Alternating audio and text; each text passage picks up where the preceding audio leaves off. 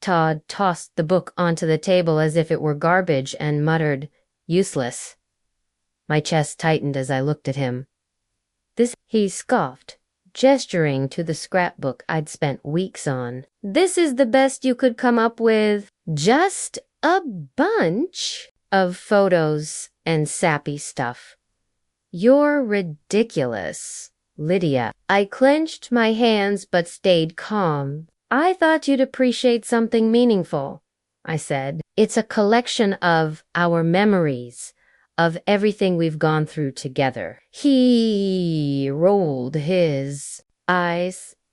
"What we've been through? Please, I'm sick of all this emotional nonsense. You could have gotten me something practical, but instead you wasted your time on this. It's embarrassing." I took a deep breath to hide how much his words hurt. "Todd, I know." He cut me off, running a hand through his hair. "You just don't get it, do you? This isn't working anymore." "You're not working anymore. I need someone who actually adds value to my life, not someone who drags me down with pathetic attempts at being thoughtful." My stomach turned. "What are you saying?" He smirked, crossing his arms. "I'm leaving you, Lydia. I've met someone else, Mara. She's 20. She's exciting, and she actually knows how to have fun, unlike you." His words hit me hard, but I wouldn't let him see my pain. "And you think this is the right way to tell me?" I asked, my voice shaky but steady after I poured my heart into this. He gave a cold, dismissive laugh. "Your heart? That's the problem, Lydia. You're all heart and no substance. I deserve more." I sat in silence, his words echoing in my head. Then, to my own surprise, I started to laugh, a genuine, loud laugh that cut through the tense atmosphere. "What's so funny?" Todd asked, narrowing his eyes. Still laughing, I stood up and picked up the book. "You don't even know what you're walking away from," I said, turning to the last page. "What are you talking about?" he asked, a hint of suspicion in his voice. I pulled out a folded deed from the back page. The deed to a vacation house I bought for us. "I was going to surprise you tonight, but I guess that's off the table." Now, his jaw dropped. You bought a vacation house." I smiled sweetly, slipping the deed into my purse. "Looks like Mara won't be enjoying that, will she?" Todd's face twisted with disbelief and panic. For the first time all evening, he was speechless.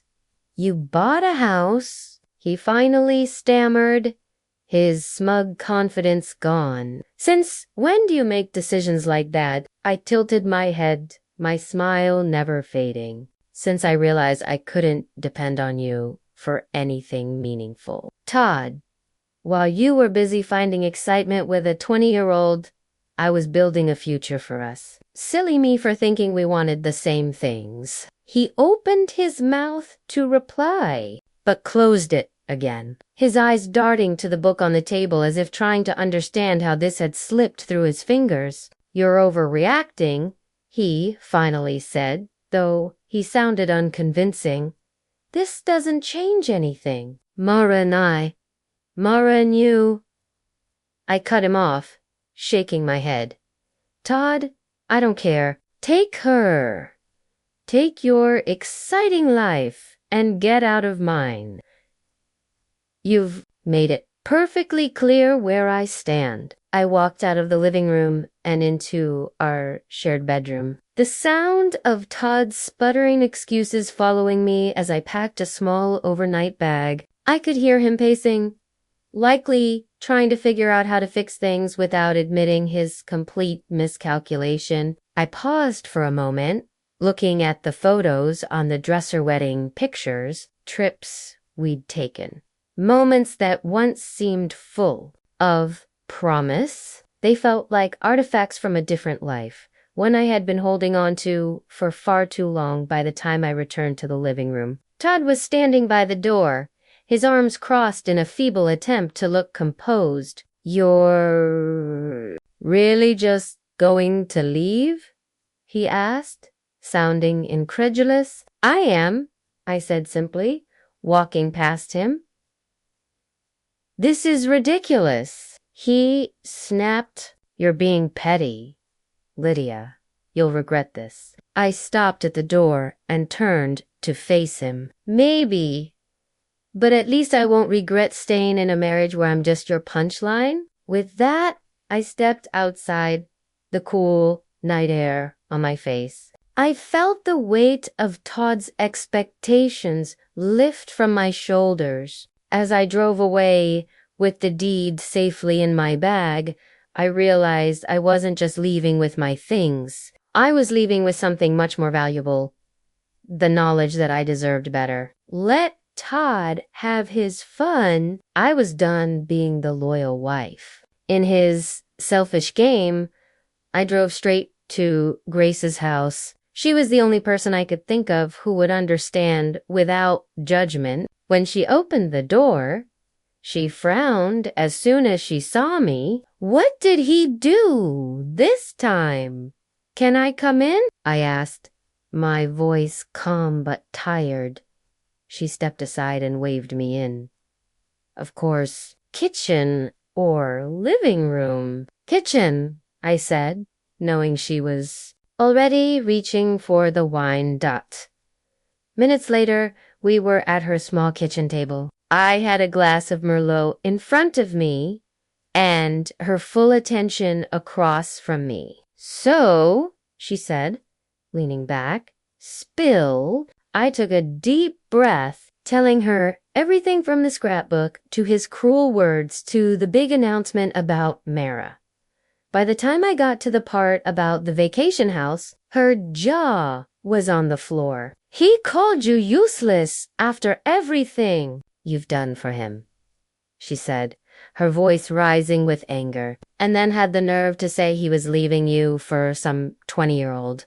Are you kidding me?" I shook my head, swirling the wine in my glass. "Nope, that's Todd. Always so sure of himself. Always thinking I'd just roll over and accept it." "But you didn't," Grace said, a smile breaking through her anger. "You walked out. You took back the house. And honestly, Lydia, good for you." Hearing her say it out loud made something shift inside me.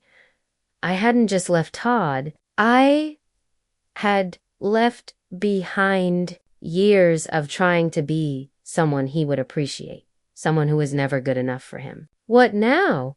Grace asked, snapping me out of my thoughts. "I don't know," I admitted. "I've been so focused on making our marriage work that I don't even know who I am without it." Grace reached across the table and put her hand over mine. "You'll figure it out one step at a time. But first, you're staying here tonight.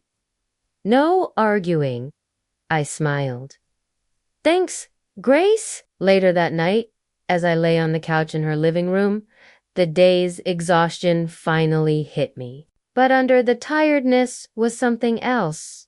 Relief. Todd was no longer my problem. For years I had bent over backward to make him happy, and now I didn't have to. I didn't know what the future held, but I was excited to find out. The morning after, I left Todd. I woke up in Grace's living room to the sound of my phone vibrating non-stop. Groaning, I reached for it and squinted at the screen. 6 missed calls, 14 text messages, all from Todd. I unlocked my phone and scrolled through the flood of texts. "Where did you go?" "We need to talk." "You're being childish, Lydia. You can't just walk away like this." The last one made me laugh bitterly. Walk away? That's exactly what he said he was doing last night. Grace came into the room with a cup of coffee. "Let me guess. she said. Todd. Bingo, I muttered, holding up the phone. He's losing it. Well, what did he expect? She said, setting the coffee down in front of me. You don't get to treat someone like garbage and then act shocked when they stop putting up with it. I nodded, sipping the coffee. He's not used to consequences. He's always gotten away with everything, his arrogance, his selfishness. But this time, he's not getting what he wants. Damn right, he's not, Grace said with a satisfied grin. Later that day, I got another text that caught my attention. I'll come by the house later. We need to sort this out. My house? He was still acting like it was his, like he had every right to come and go as he pleased. I thought about replying, telling him to stay away, but then I remembered something Grace had said the night before. Let him stew in it for a while. Instead, I ignored the text and spent the day with Grace, running errands and catching up on parts of my life I had neglected for years. When I returned to my house that evening, Todd's car was already in the driveway. I parked on the street and took a deep breath before walking up to the door. He was pacing in the living room, a mix of anger and desperation on his face. You finally decided to show up, he said, his voice sharp. I live here, I replied calmly, setting my purse on the counter. What are you doing here? We need to talk, he said, his tone softening. This has gotten out of hand. I folded my arms and leaned against the counter. What's gotten out of hand, Todd? The fact that I finally stood up for myself, or the fact that you're realizing Mara isn't the prize you thought she was? His jaw tightened, and for a moment I thought he might explode. But instead, he sat down on the couch, running a hand through his hair. Look, I made a mistake, okay? I wasn't thinking clearly, but we can fix this. I shook my head, a bitter laugh escaping my lips. Fix this, Todd. This isn't a broken vase. This is years of you taking me for granted, dismissing everything I do, and expecting me to keep smiling through it. Lydia, he started, but I cut him off. No, I said firmly. You don't get to decide when we fix things. You made your choice. Now you can live with it. I grabbed my bag and walked upstairs, leaving him sitting in stunned silence. The day after Todd's tantrum, I packed his belongings, left them neatly by the front door, and changed the locks. When he came back that evening, looking smug, I met him on the porch with a determined look and a folder in my hand. What's this? He asked, looking at the papers. Your things, I said, gesturing to the suitcase by the door. And this is the contact info for the lawyer I hired this morning. You'll be hearing from her soon. His jaw tightened, but he couldn't resist one last jab. You're being ridiculous, Lydia. You can't handle life without me. I smiled faintly. We'll see about that. Now, get off my porch. He stared at me, his confidence finally wavering, before grabbing his suitcase and stomping off.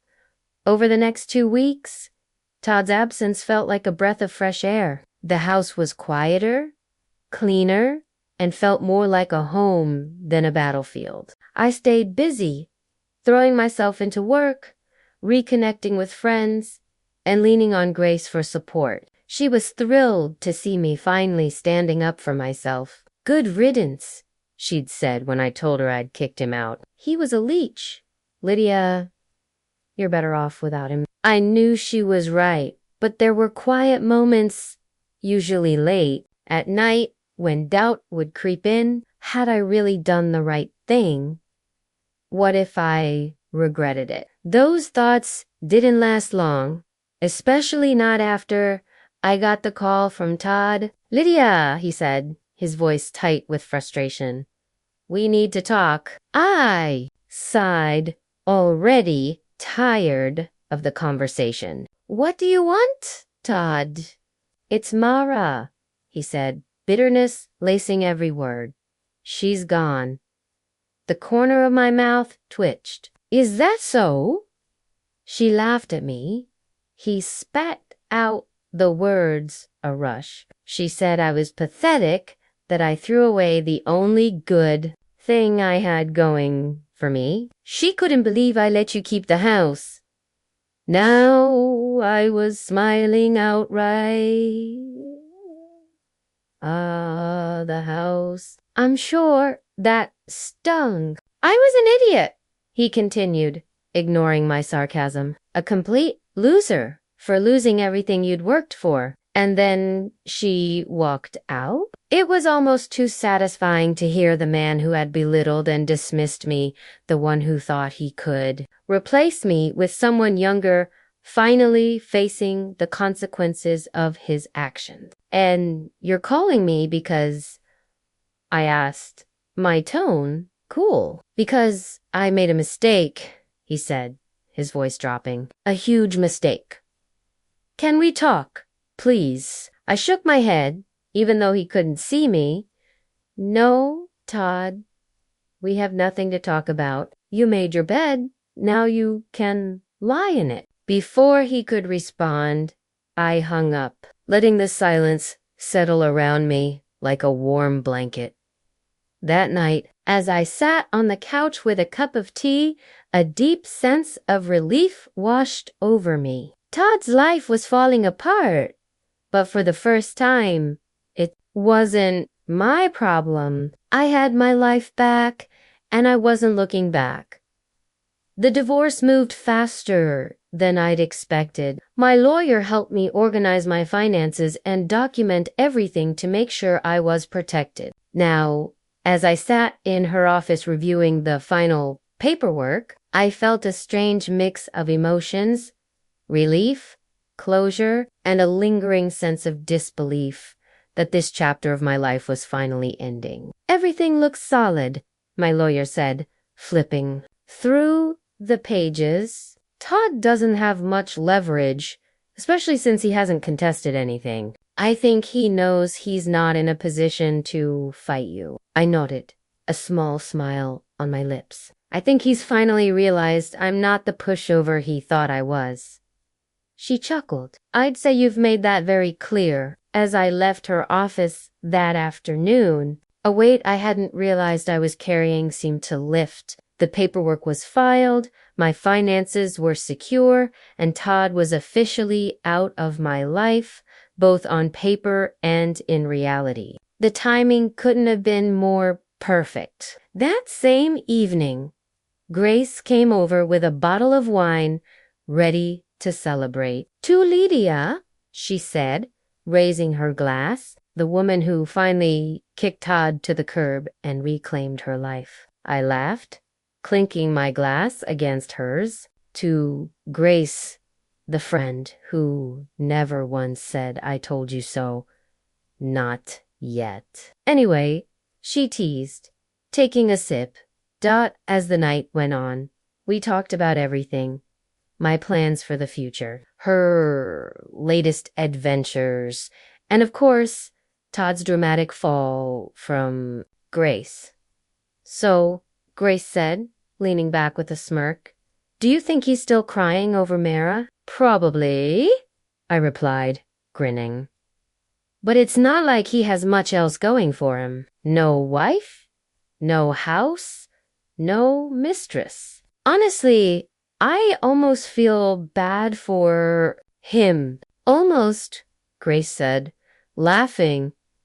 That night, after Grace left, I sat alone in the quiet of my home, reflecting on everything that had happened. The old me, the one who bent over backward to keep Todd happy and worried endlessly about his approval, felt like a distant memory. This new version of myself, the one who could laugh at his downfall and find joy in reclaiming her life, was here to stay. Todd had underestimated me, but I hadn't. I felt like I was exactly where I was meant to be.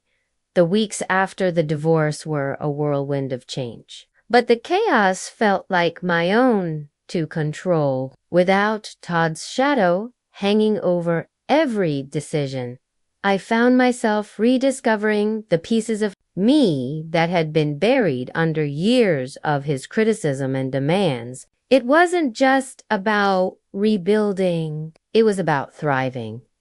One of the first things I did was visit the vacation house. For so long, it had been an abstract symbol of hope, a promise of something better for us. But now it was mine, completely untethered from Todd. When I pulled up to the property, nestled against a serene lake and surrounded by towering pines, I felt a rush of pride. I had done this. I had made this dream a reality, not for Todd, not for us, but for me. Inside, the house was everything I had imagined. Cozy but spacious, with large windows that framed the picturesque view. I spent the weekend there alone, unpacking boxers, arranging furniture, and savoring the peace that came with knowing I no longer had to share it with someone who didn't value me. Grace came to visit the following weekend, bringing her usual contagious energy. "This place is amazing," she said, spinning in a slow circle in the living room. "How did you keep this a secret for so long?" "I don't know," I admitted, laughing. "I think I wanted it to be perfect before I shared it with anyone. And honestly, part of me was afraid Todd would ruin it." "Well, it's perfect now," she said, plopping onto the couch, "and you deserve every bit of it." I smiled, feeling a warmth that had nothing to do with the sunlight streaming through the windows. I felt like I truly deserved something good. As the weeks turned into months, I started filling my life with things I'd put on hold for too long. I took up photography again, spending hours capturing the beauty of the lake and woods. I joined a local book club, something Todd had always scoffed at as a waste of time. I started traveling, not for work or to meet anyone's expectations, but simply because I wanted to. Each new experience felt like a small rebellion against the version of myself I'd been with Todd. I wasn't just living. I was thriving. One evening, as I sat on the deck of the vacation house with a glass of wine, I thought about the life I'd left behind. There was no anger anymore, no bitterness, just gratitude for the lessons I'd learned and the freedom I'd gained. A few months after the divorce was finalized, life finally settled into a new rhythm. The vacation house became my sanctuary, a place where I could be alone or invite friends over to share the peace I'd found. Grace visited often, usually with wine and stories of her latest adventures. "You've completely transformed, that," she said one evening as we sat by the fire pit overlooking the lake. I looked at her, raising an eyebrow. "Transformed? How?" Grace grinned. "The old Lydia would have been fussing over everyone else's comfort, worried about whether the cushions were fluffed or the glasses were filled. This Lydia," she gestured at me, sitting in sweatpants with a cozy blanket wrapped around my shoulders. "She's relaxed, happy, and not giving a damn about what anyone thinks." I laughed, sipping my wine. I guess I've realized I can only control my own happiness. Trying to make Todd happy was like pouring water into a bucket with a hole in it. It was never enough. Those lessons extended beyond the house to I started freelancing, something I'd always wanted to do but never pursued because Todd thought it was too unstable. Now, my schedule was my own. and the freedom was exhilarating. One of my clients, a design firm, invited me to lead a workshop for their team. The experience reignited a confidence in me I hadn't felt in years. Why haven't you started your own business? The CEO asked after the workshop. The question stuck with me.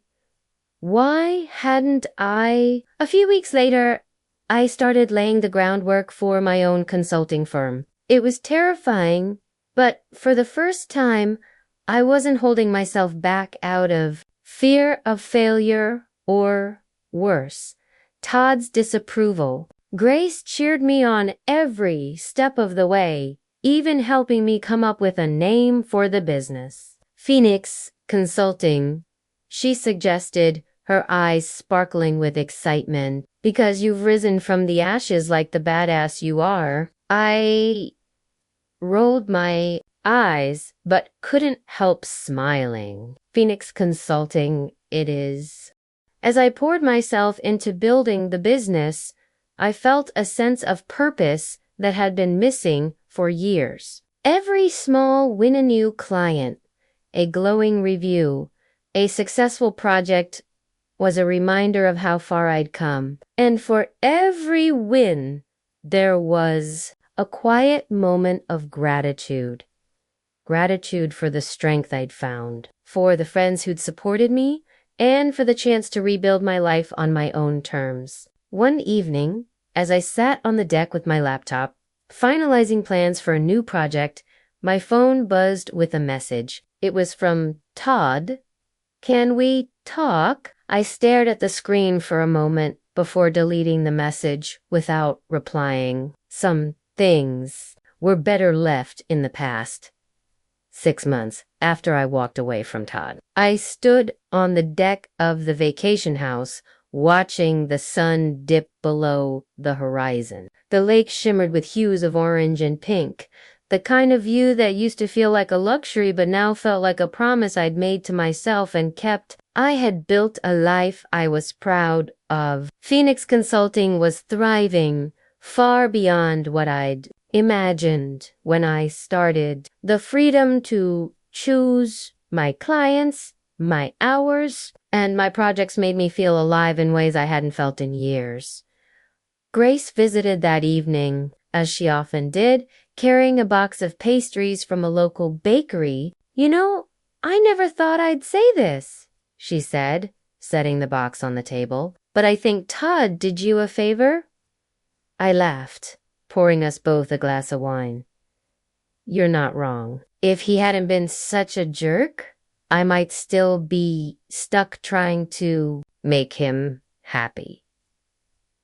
She raised her glass to Todd, the world's most clueless man, for setting you free. We clinked glasses, laughing, but her words stayed with me long after she left. I'd been so focused on moving forward that I hadn't stopped to reflect on just how much had changed. The timid version of myself who constantly sought Todd's approval felt like a stranger now. This new life wasn't just about escaping a bad marriage. It was about rediscovering who I was, what I wanted, and what made me happy. And I felt like I finally knew the answers as the stars began to dot the sky. I grabbed a notebook and pen, jotting down ideas for the future, a new marketing strategy for Phoenix Consulting, a list of places I wanted to travel to next, goals I hadn't dared to dream of until now. Later, as I closed the notebook and looked out at the lake, I realized something. I wasn't just free from Todd's expectations. I was free from my own doubts, the ones that had kept me small and scared for so long. A month later, I received an email from one of my new clients. The subject line read, Keynote Opportunity. Curious, I opened it. They wanted me to speak at an upcoming industry conference about my journey as an entrepreneur, highlighting the success of Phoenix Consulting. For a moment, I hesitated. Public Speaking had never been my strong suit. Todd had often mocked me for fumbling over my words in casual conversations, let alone something as formal as a keynote speech. But this time, his voice didn't matter. I hit reply and typed, "I'd be honored to participate." Preparing for the keynote became a new focus, and with Grace's encouragement, I poured my energy into crafting a speech that felt authentic. "Don't sugarcoat anything," Grace advised. "Tell your story the way it is, failures, triumphs, all of it. That's what people connect with," and that's exactly what I did. The day of the conference arrived, and as I stood backstage waiting for my turn, I felt a familiar mix of nerves and excitement. When the host introduced me, I walked onto the stage to polite applause. Taking a deep breath, I began, "My name is Lydia, and a year ago, I never would have imagined standing here. Back then, my life revolved around trying to meet the expectations of someone who didn't believe in me. But today, I'm here because I chose to believe in myself." As I spoke, sharing the story of how Phoenix Consulting was born from a place of rediscovery, I noticed heads nodding in the audience. People were leaning in, smiling, and even jotting down notes. I felt like my voice mattered, not just to me, but to others. After the speech, several attendees approached me to share their own stories of struggle and resilience. "You inspired me today," one woman said, her eyes bright with emotion. "Thank you for reminding me it's never too late to start over." Her words stayed with me as I left the conference, feeling more empowered than ever. That evening, as I sat on the deck of the vacation house, I thought about everything that had led me here. The heartbreak, the betrayal, the doubts. It had all been part of the journey. Todd was a distant memory now, his texts and calls long ignored. Mara had been right. He was a loser. But I didn't need validation from her, him, or anyone else. I had built a life I loved, one step at a time, and it was just getting started. This was my story now, and I was writing every word.